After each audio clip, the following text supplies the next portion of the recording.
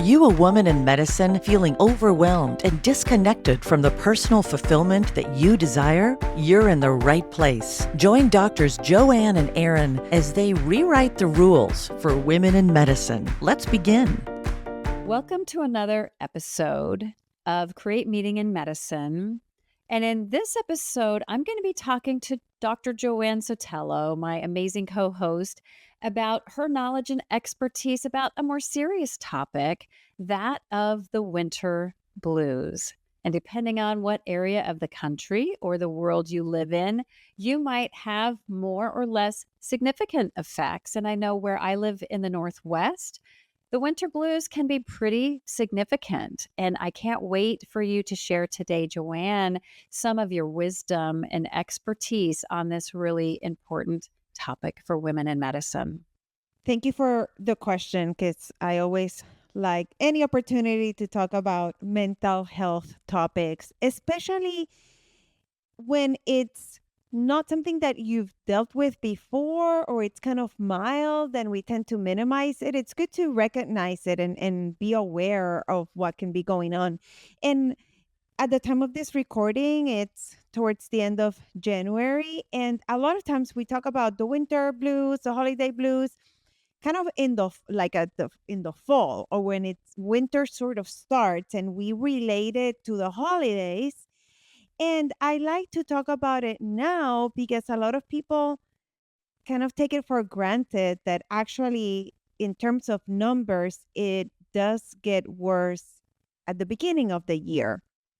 And you add the component of the post holidays and that kind of letdown. So there's different factors that could be contributing.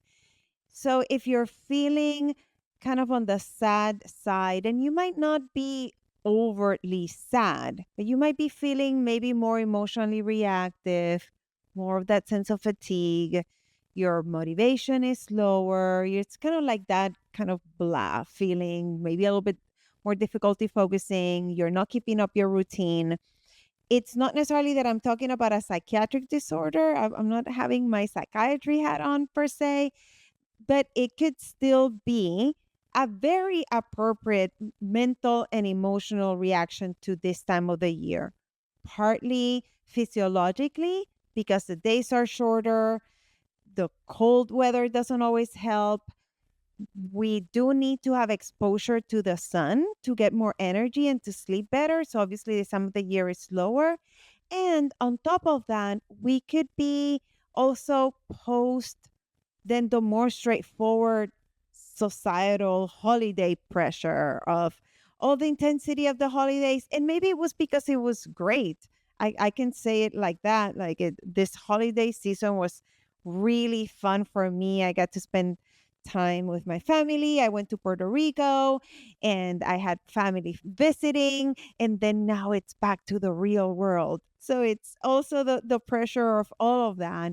And it could all contribute. And we're here talking about this, like we've talked about in at other times, not to kind of make it feel like there's something wrong, but quite the opposite, to make you feel this is appropriate. This is something that a lot of us struggle, and it doesn't necessarily mean that you're gonna end up suffering with depression or anxiety. It's good to recognize it, because then you can be a little bit more mindful of how to manage your energy and how to manage your activities throughout this upcoming months. I love how you raise awareness, and it's kind of like soft signs for diagnosis, right?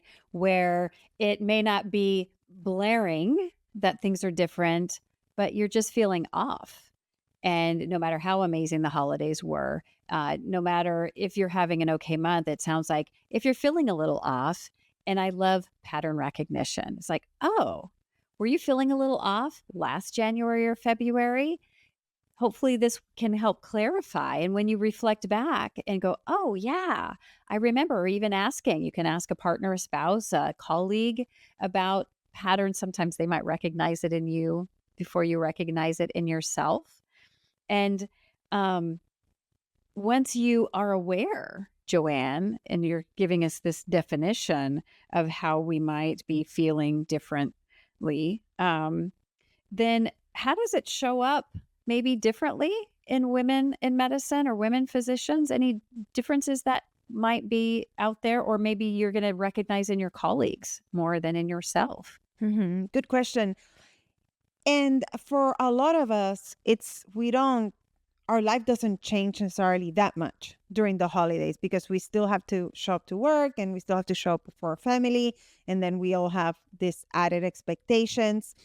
And we might not recognize that we're sleeping a little bit less or that we're having a little bit harder time focusing, right? Like, do you forget your password? So it could be something that I felt more like around 3 p.m. I'm like so done. I'm like, I cannot see another patient. And I hear that a lot too with other women in medicine that I coach, that it's their patience is lower. They really don't want to be social. Their motivation goes a little bit lower. And then I'm kind of a little tangent here. We've mentioned this before. It's so cool to start the year full of energy, and it's we set goals and we start motivated. And these are statistics that from mid-January to the beginning of February, most people have dropped their goals. And it's not like, no, I really don't want to work on that. It's more of actually like a sense of overwhelm of that's too much. I cannot do that. Or like, well, I couldn't keep my goals those first weeks in January. It's not going to happen. I might as well leave it. So we add that also to this sense of down that we can feel at this time of the year. And the more expectations you have, whether they're external or internal, or a lot of what we've talked about here, that we fall into the perfectionistic trap, the more we're going to feel that heaviness. And again, you might not recognize it as depression, right? If your brain is saying, well, I'm not depressed, that's something else. That's a different conversation. We're talking about this kind of mild symptoms that can still interfere with your overall feeling, with your functioning, with your day to day, your interactions with other people. So important to have that awareness. Love that. And so, kind of lowering that bar of this isn't critical. It's not a critical, chaotic, alarming change, but maybe more subtle.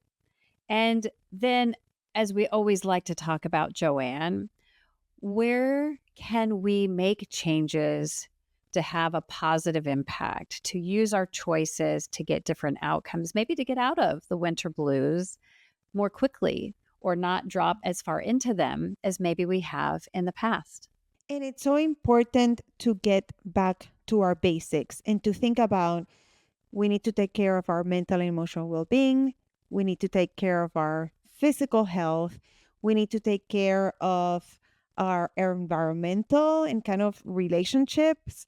And then also think of where do we want to be in terms of our work and our career, and going to basics that can help us in multiple of those areas of really paying attention to your sleep. We have a whole podcast on sleep that you can go back to with an expert talking about what are the foods that really make you feel that good energy. Are you hydrating well? This time of the year is particularly important to get more sunlight, to have activities outside, to move our bodies. So those are kind of basic things that I can repeat in every episode because they are so important and we sometimes take for granted. And it's also a good time to really reset.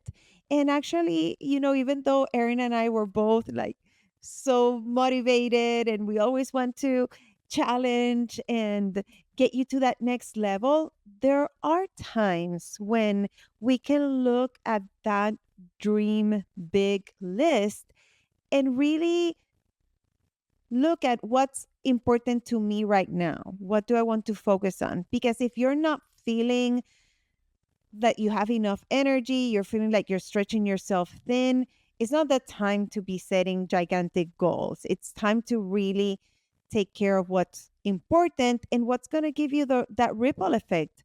Think of what's going to recharge your batteries mentally, emotionally, spiritually, physically, and focus on those things. And it could be different for everyone. I know I love journaling as a way to help myself mentally, and Erin loves meditation. And those are two things that only take a couple of minutes of your days, and it can give you so much energy.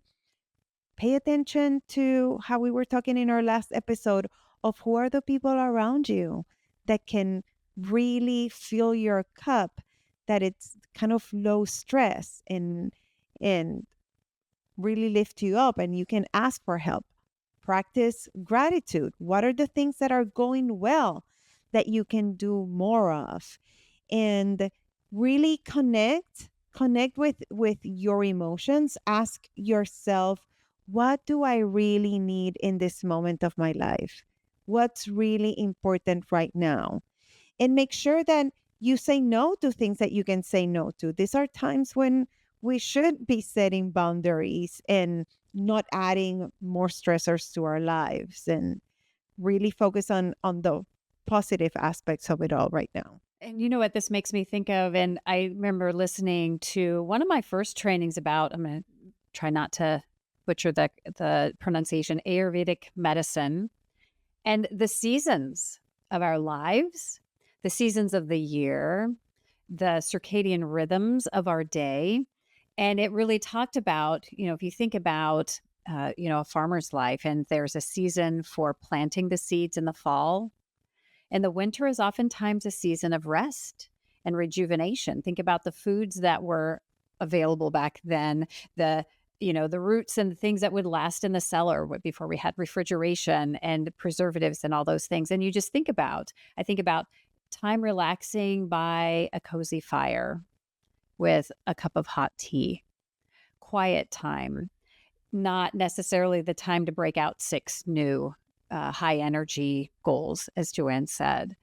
And then you think about the springtime when things are growing and changing and the sun and the days are longer and the growth that happens. And then the summer, the time of harvesting. And so if we think about, maybe there's a reason for that lower energy because it's time to rejuvenate. And I think I've shared this before. Life is not a sprint, it's a marathon. And we cannot go that fast paced, grow all the time, do all those things 24/7, 365. There has to be some times of rest. So to me, it also makes me think, what's the natural thing to do? Maybe going to bed earlier as the sun sets so early before those days lengthen. Maybe have a slower start and end to our day, to lean into a little bit of a slower pace than might be more typical during another season of the year. So good. And I want to add, this is a tangent here of course, if anything is worse than that, if you're feeling horribly depressed, if the motivation is really low where you cannot enjoy even the things that you normally enjoy, if there's a sense of hopelessness, of course, if there's any suicidal ideation, that's a very different conversation. And Erin and I here are here to share our wisdom and share education. This is not meant to substitute medical care. So that would be a great time to contact your primary care physician, a therapist, a psychiatrist, call 911, call the suicide hotline. We've shared this information in this podcast before. So I cannot come here and talk about these topics without mentioning that, because we don't want to ignore that sometimes it can be a more serious situation. And as I shared before, you might more easily recognize it in someone else than yourself. And so in the last episode, we talked about community and being that community person who isn't afraid to reach out to that person and acknowledge if they seem to be struggling and encourage them to get help if that seems to be difficult to do on their own. So love that. Joanne, we've talked about several things related to the winter blues today. You defined it with, the days are shorter, the temperatures are colder. We might see some more subtle signs showing up where we have less energy, maybe less tolerance more fatigue at a certain time of day. It's hard to keep going at mid-afternoon or so. And that there are things that we can do, things as simple as journaling, having a practice like meditation, having gratitude, and really looking for just small little adjustments that you can make that aren't going to be huge, that aren't going to take a ton of time or energy, that might ease the feelings of the winter blues and take the edge off until that sun starts coming out and as these days start getting longer. Any other words of wisdom you'd like to share for our listener, Joanne? I love what you shared earlier about the seasons, and it reminds me of a little message of January is a season of planting seeds for growth. Nurture yourself now to bloom later in the year. So a lot of compassion and self-love, as we like to share in this podcast. Love that, Joanne. As we've shared with you before, we would love to have you help us get this message about the winter blues and so many other helpful topics for women in medicine. And you can do your part by going to the ratings and reviews section of the platform you listen to this podcast on and give us an honest rating, add a review if that suits you, and that will help spread the message from Create Meaning in Medicine. We look forward to seeing you in the next episode. Stay tuned. Do you want exclusive resources and the opportunity to connect with us?